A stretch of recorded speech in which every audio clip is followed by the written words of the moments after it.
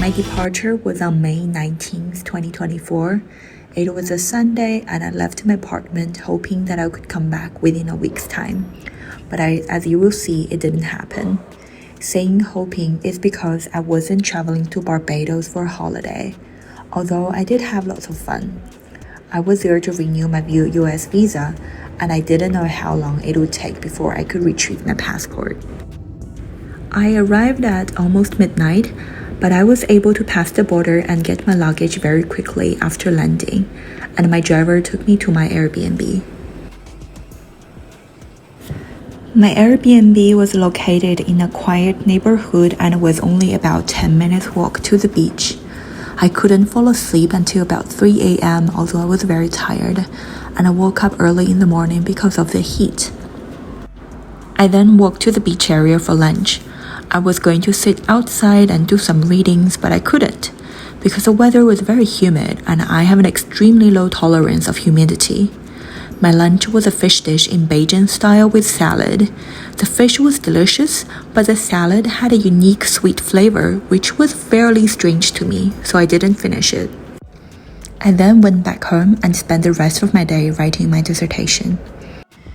The next morning at 8:30, I went to the US Embassy in Bridgetown for the interview. It went extremely well.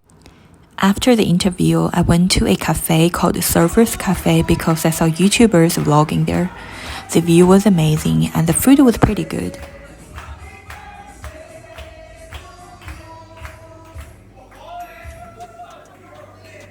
On day 3, I went snorkeling on a catamaran.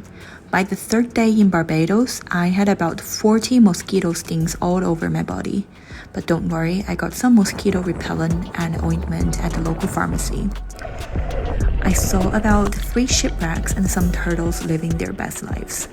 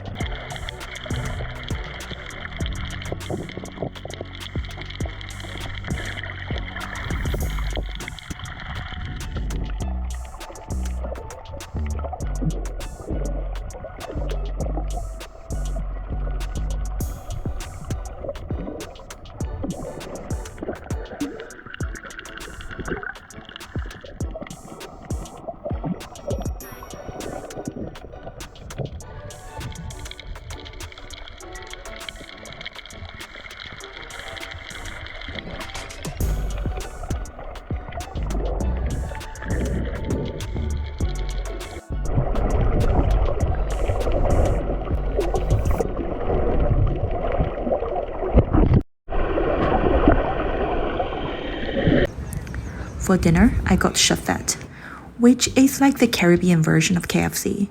Again, I saw YouTubers having it, so I decided to give it a try as well. It was pretty good. The next day, I joined a rum tour. Usually, people visit Mount Gay Distillery when they're in Barbados because it's closer to Bridgetown.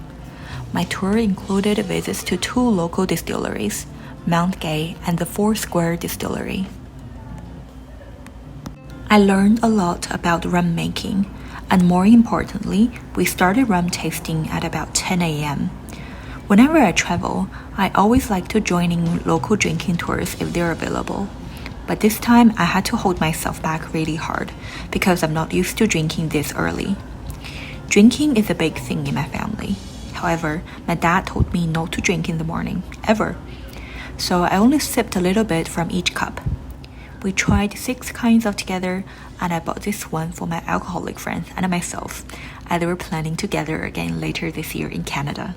And like an underwater earthquake, so about this rise from the bottom of the ocean.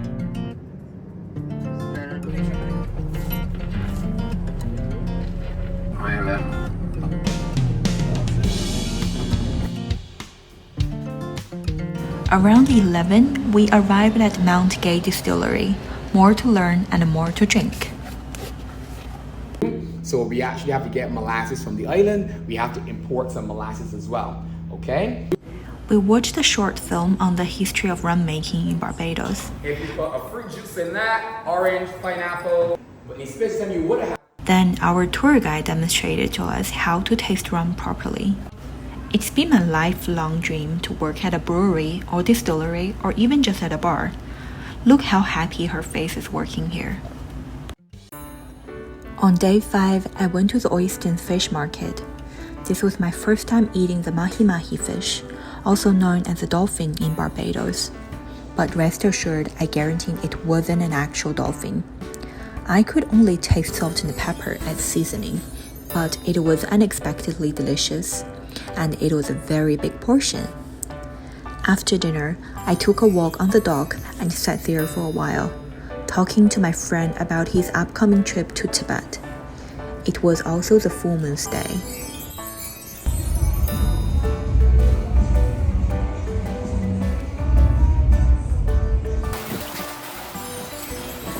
On Saturday, it started raining very early in the morning.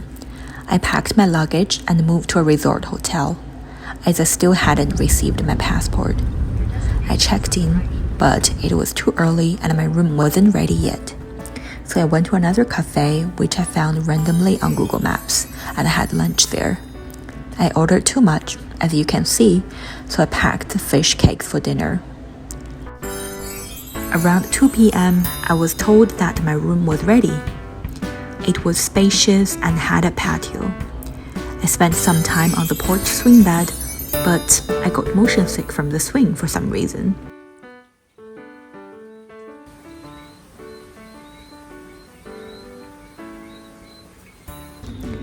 In the evening, I watched Netflix briefly and I called it a night early because I had something big planned for tomorrow.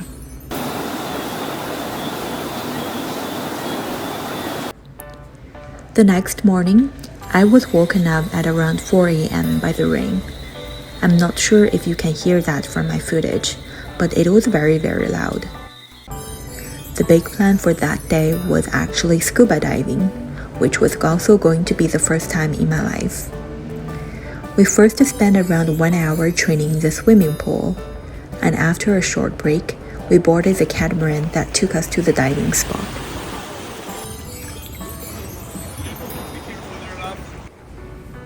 We were instructed to press on our goggles and a snorkel, and then jump into the water. Well, I shortened the original footage for editing purposes, but it actually took me about 15 seconds to finally jump, because I was a little bit scared.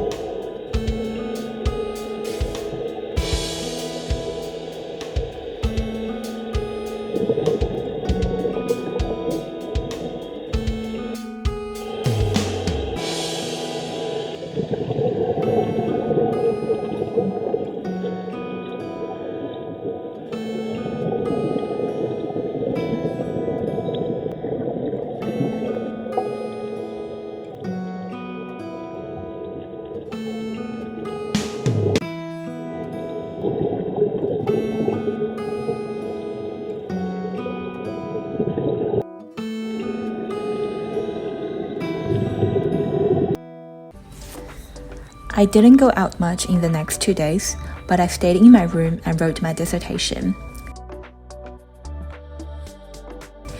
I had many friends around.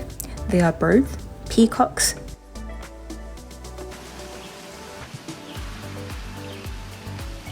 spiders,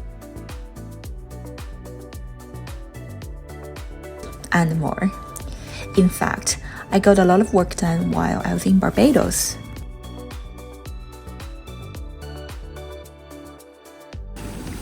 On Monday, May 27th, I received an email from the embassy saying that my passport had been handed to the DHL and would be ready for pickup very soon.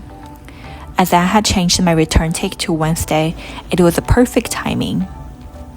The day before I left, I went to Pebbles Beach because I read it on TripAdvisor that horses take baths there every morning.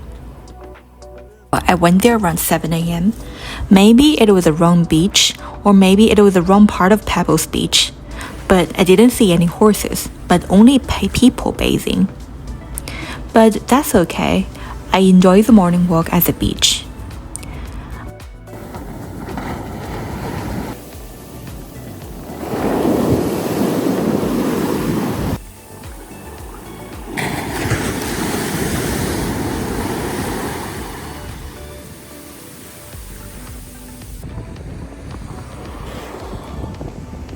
I then went to the cafe at George Washington Museum for breakfast.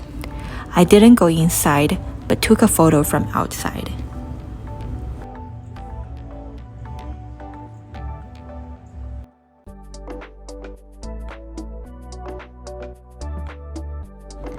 By the way, I love this picture very much because I think it depicts the Barbadian life very well.